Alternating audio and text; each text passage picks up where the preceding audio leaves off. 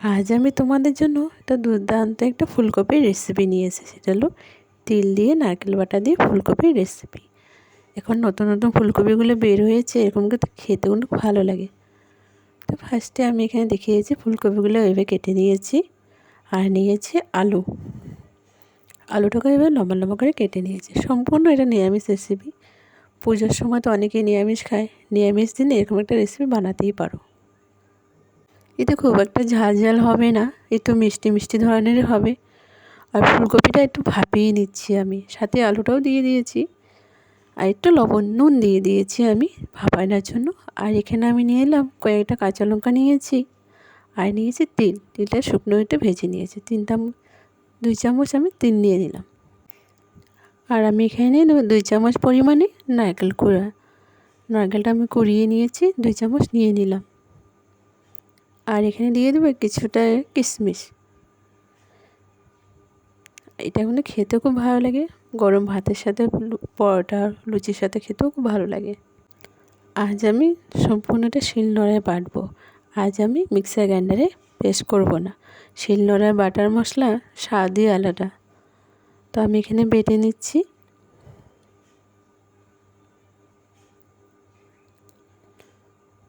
এই রান্নাটা করলে শিলনোড়ায় বেটে নিলে স্বাদটাই কিন্তু দ্বিগুণ বেড়ে যায়।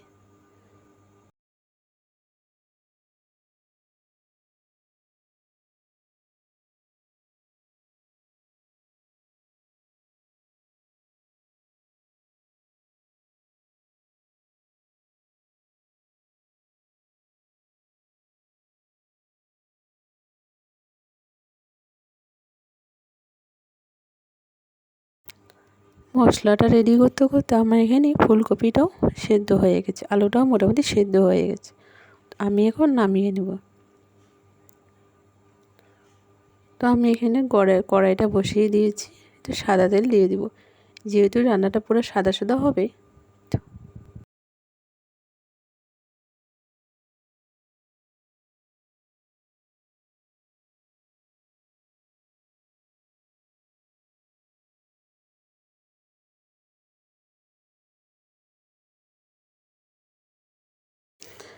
কড়াই আমার তেলটা গরম হয়ে গেছে, তো আমি এখন আলু আর ফুলকপিটা ভেজে নেব, লাল লাল করে ভেজে নেব।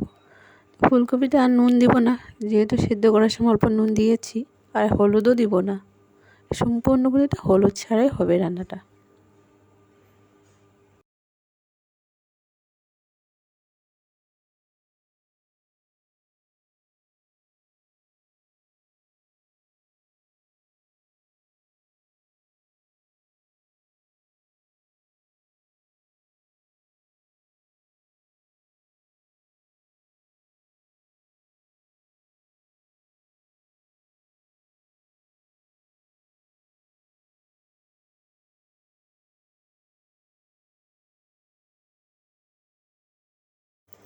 তো এইভাবে করে ফুলকপি আলুটা লাল লাল করে আমি ভেজে নিলাম। ভাজা হয়ে গেছে, আমি এখন এটা নামিয়ে নেব।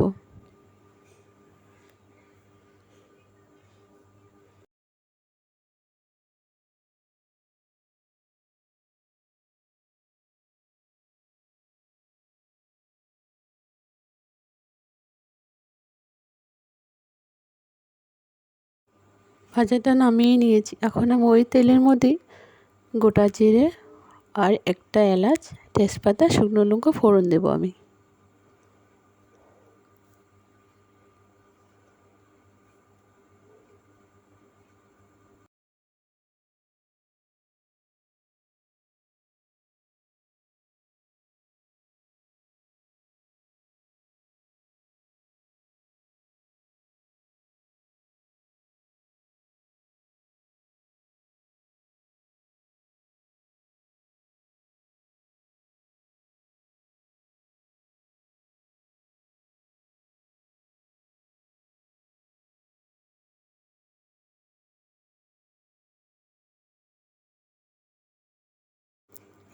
যেহেতু তেজপাতার ফোড়নটা যেমনি হয়ে গেছে, তো আমি এখন মশলাটা দিয়ে দেবো। তিল আর নারকেলটা বেটে রেখেছিলাম, সেই মশলাটা আমি দিয়ে দিলাম, একটু জল দিয়ে দিলাম।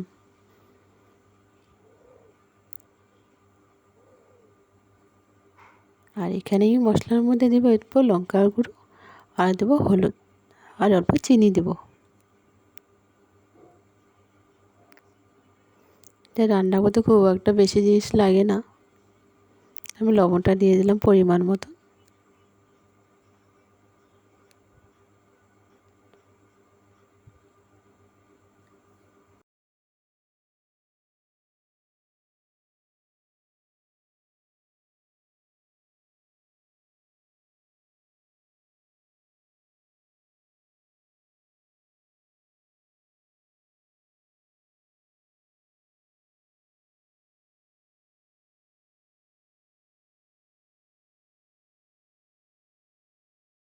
এক চামচ পরিমাণে চিনি দিয়ে দিলাম, যেহেতু রান্নাটা একটু মিষ্টি মিষ্টি হবে।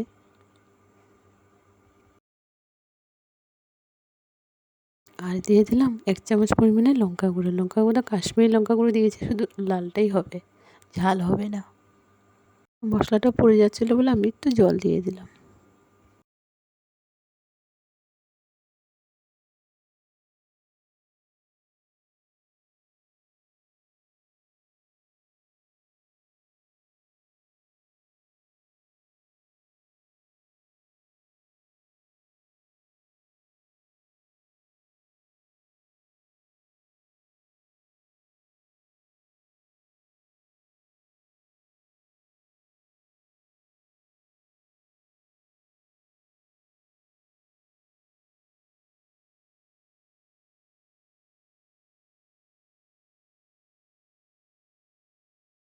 মশলাটা ভাজা হয়ে গেছে, তো আমি এখন আলু আর ফুলকপিটাও দিয়ে দিলাম। আর একটু ভেজে পরিমাণ মতন জল দিয়ে দেবো।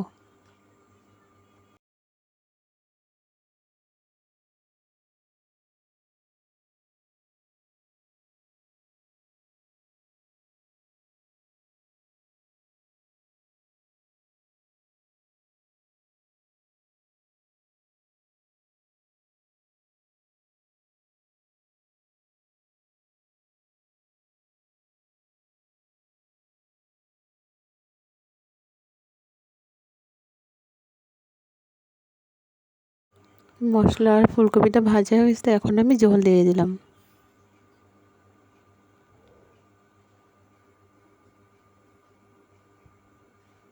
আর এটি খেতে কিন্তু সাদা ভাতের সাথে খেতেও ভালো লাগবে, পোলাওর সাথে খেতেও ভালো লাগবে।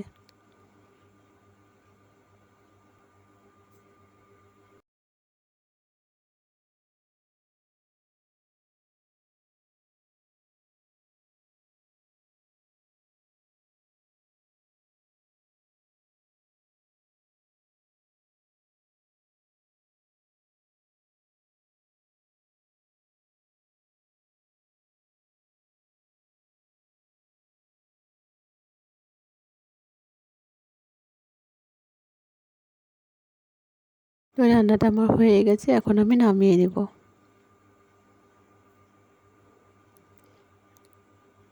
এভাবে করে এই বাটিতে আমি সার্ভ করে দেব। তোমাদের যদি আমার ভিডিও যদি ভালো লাগে, অবশ্যই আমার চ্যানেলটিকে সাবস্ক্রাইব করে দিও আর কমেন্ট করে জানিও কেমন হয়েছে। অবশ্যই বাড়িতে একটা উৎসবের দিনে এরকমটা ট্রাই করতেই পারো।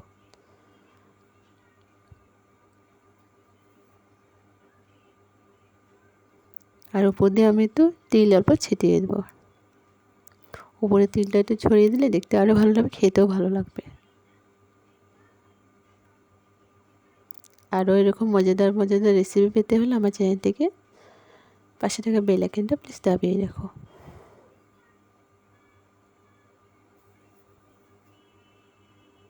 যাতে যখনই আমি নতুন ভিডিও ছাড়বো তোমার জন্য সবার আগে দেখতে পারো।